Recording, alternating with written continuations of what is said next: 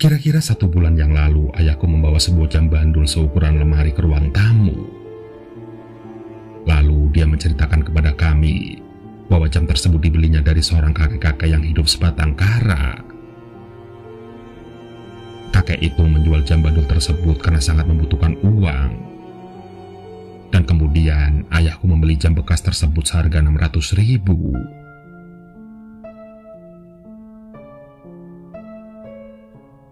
Di saat kami sedang makan malam bersama, tiba-tiba jam tersebut berdentang. Namun anehnya jam itu berdentang tidak sesuai dengan waktu yang ditunjukkan, karena pada saat itu waktu menunjukkan pukul 8. Namun jam tersebut hanya berdentang sebanyak 2 kali. Lalu aku pun merasa bahwa jam tersebut telah rusak. Karena yang aku ingat ketika sore jam tersebut masih berdentang dengan jumlah normal. Kemudian aku pun menyarankan kepada ayahku untuk menjual jam tersebut atau membuangnya. Akan tetapi ayahku tidak setuju dengan saranku, dan kemudian dia berpesan kepada kami bahwa jangan pernah menjual ataupun membuang jam tersebut. Bahkan ketika dia sudah tidak ada di dunia ini lagi. Pada saat itu juga, aku mempunyai firasat yang buruk. Karena tidak biasanya ayahku berbicara tentang kematian. Dan benar saja, 8 hari kemudian, aku menerima kabar buruk bahwa ayahku telah meninggal dunia karena kecelakaan lalu lintas.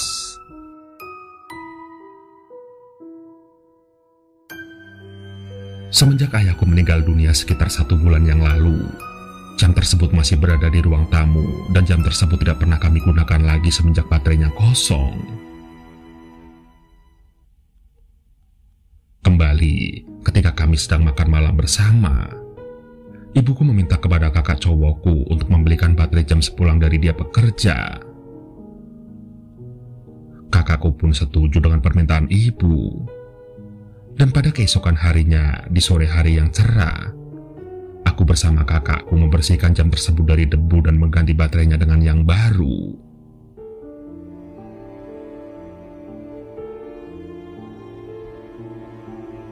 Semenjak jam itu dihidupkan kembali, bunyi dari dentangan jam tersebut berjumlah normal sesuai dengan waktu yang ditunjukkan.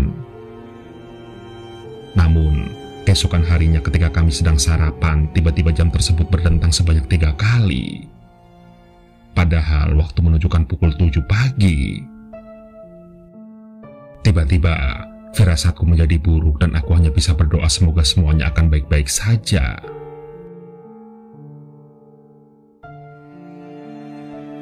Akan tetapi doaku tidak terkabulkan. Karena beberapa hari kemudian, ibuku jatuh sakit dan dia dilarikan ke rumah sakit. Hingga akhirnya dia meninggal dunia di bulan Maret. Kematian ibu dan ayahku adalah hal yang begitu menyakitkan yang pernah aku rasakan di dalam hidupku.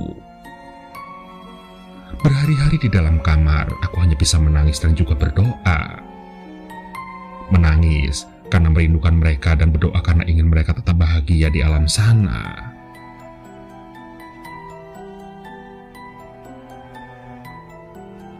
Ketika aku sedang sendirian di dalam rumah, tiba-tiba bel rumah berbunyi. Awalnya aku pikir kakakku yang datang, tapi ternyata tanteku yang sedang bertamu bersama suami dan juga anaknya. Tanteku memberikan kami sebuah bungkusan plastik besar berisikan bahan pokok makanan dan juga uang 500.000 rupiah. Kemudian dia memberikan nasihat kepadaku agar tetap harus tabah dalam menjalani kehidupan, walaupun tanpa kedua orang tua. Aku pun sangat berterima kasih kepadanya. Lalu dia pun pulang bersama suami dan anaknya. Sore harinya aku membagi secara adil uang tersebut kepada kakakku.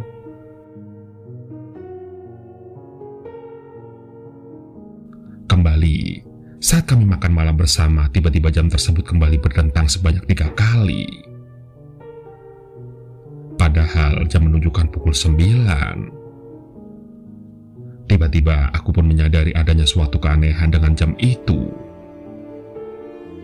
Aku pun kemudian mencoba menjelaskan kepada kakakku, sepertinya jam tersebut memiliki kutukan.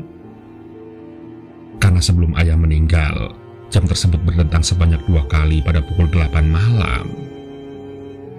Dan dia meninggal di bulan Februari, 8 hari setelah dentangan tersebut. Lalu, kakakku mengatakan bahwa itu cuma kebetulan saja. Aku pun menjawab bahwa bisa saja itu bukan suatu kebetulan.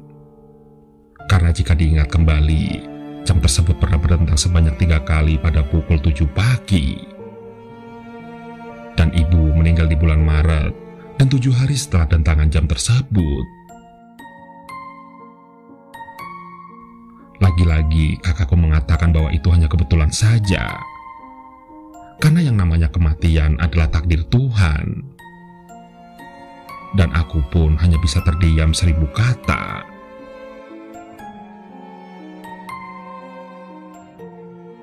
Keesokan harinya, kakakku menerima panggilan telepon dari suami tanteku. Lalu setelah dia menutup panggilan, dia memberitahuku bahwa sepupu kami yang bernama Sela yang masih berumur 10 tahun, tiba-tiba saja meninggal dunia tanpa sebab apapun. Dan di siang itu juga, kami pun hadir ke pemakaman putri tunggalnya.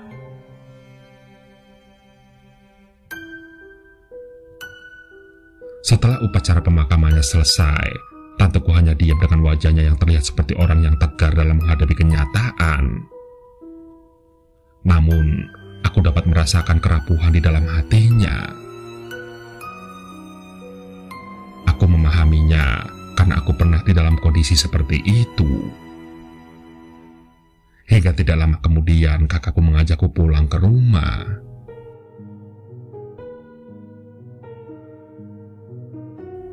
Ketika malam hari tiba, kami duduk bersantai di ruang tamu.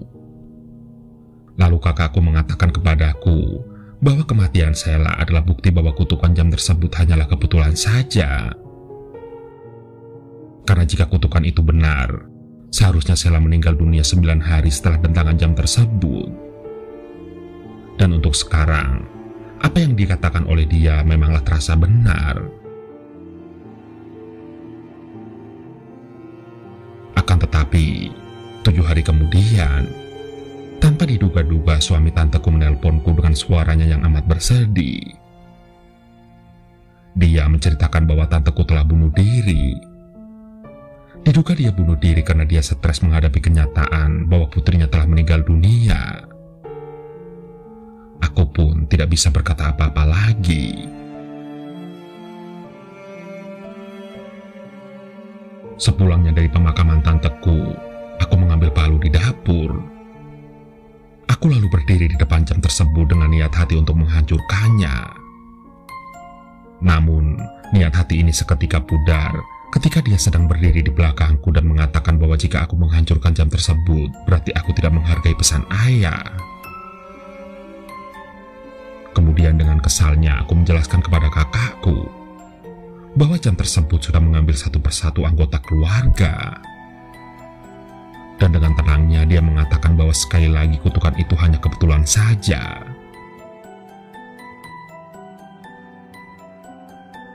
Malam harinya, ketika aku berada di dalam kamar, tiba-tiba jam tersebut berdentang sebanyak 3 kali pada pukul 10. Aku tidak tahu apa yang akan terjadi 10 hari kemudian. Namun aku hanya bisa berharap semoga Tuhan tidak mengambil nyawa anggota keluargaku lagi. Karena sudah begitu banyak anggota keluargaku yang meninggal dunia. Namun, harapan itu telah sirna karena 10 hari kemudian kami mendapatkan berita lokal bahwa polisi menemukan jasad suami tanteku mengambang di sungai dekat komplek tempat dia tinggal. Kematiannya diduga karena bunuh diri. Dan kini aku tambah yakin bahwa firasat kutukan jam tersebut memang benar adanya.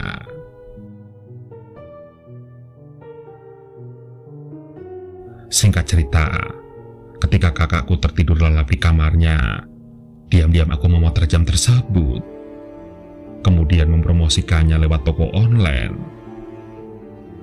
Aku pun lalu menaruh harga yang sangat murah. yaitu dengan harga 200.000. Tidak lama setelah aku mempromosikan jam tersebut, tiba-tiba benda terkutuk itu berdentang sebanyak 3 kali pada pukul 1. Kemudian, aku memiliki firasat yang membuat tubuhku merinding. Karena sepertinya besok kami akan mendapatkan kabar kematian lagi.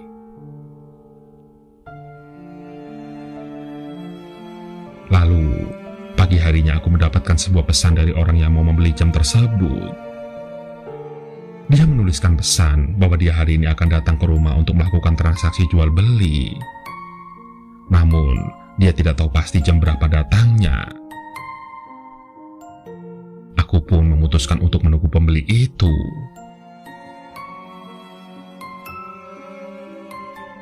Beberapa lama kemudian di sore hari, dengan berselimut awan mendung, akhirnya pembeli itu datang ke rumahku.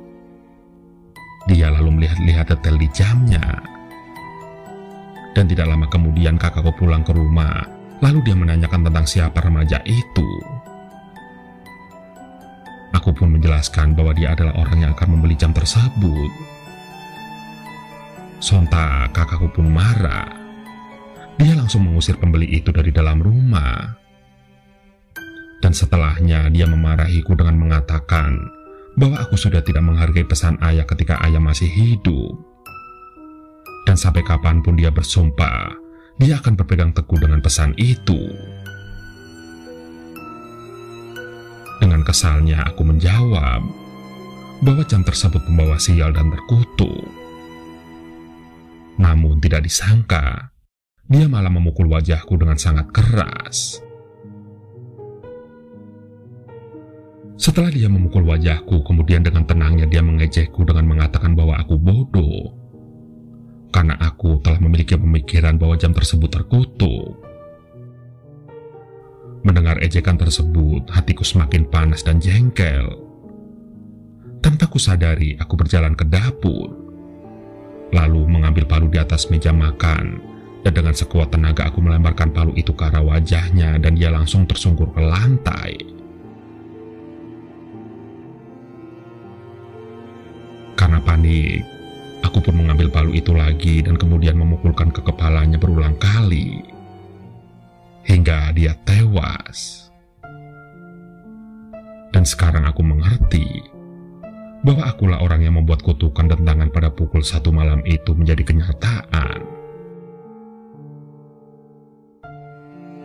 Dan tiba-tiba saja jam tersebut mengeluarkan bunyi tertawa bahagia. Tertawa seorang perempuan yang sangat mengerikan dan membuat seluruh tubuhku merinding. Aku pun mencoba menghancurkan jam tersebut dengan palu bekas darah kakakku. Namun, jam tersebut tidak bisa dihancurkan. Dan pada keesokan harinya, aku menghubungi polisi dan mengakui semua perbuatanku.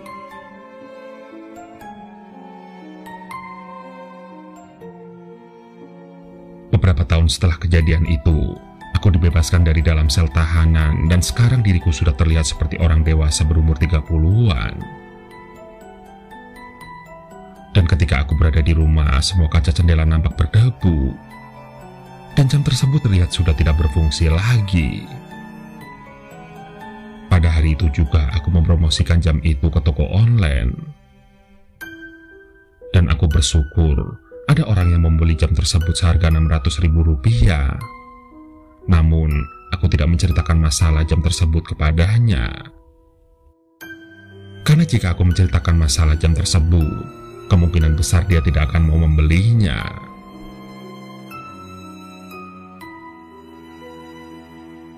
Kini, benda sial itu sudah tidak berada di rumahku lagi.